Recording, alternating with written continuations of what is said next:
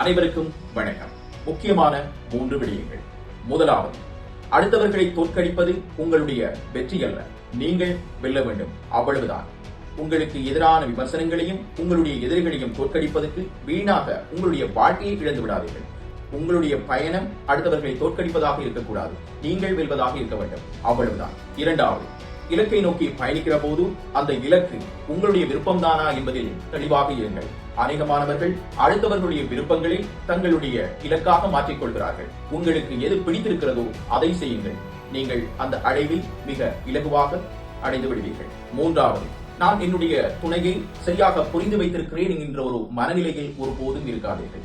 நீங்கள் புரிந்து வைத்திருக்கிற ஒரு விடயம் சந்தர்ப்ப சூழ்நிலையால் பிழைத்து போகிற போது அந்த இடத்தில் உங்களுடைய உறவுக்கிடையில் மிக பெரும் விரிசல் ஏற்பட்டுவிடும். அடிப்படையை புரிந்து கொள்ளுங்கள். யாராலும் யாரையும் முழுமையாக புரிந்து கொள்ள முடியாது. நன்றி, வணக்கம்.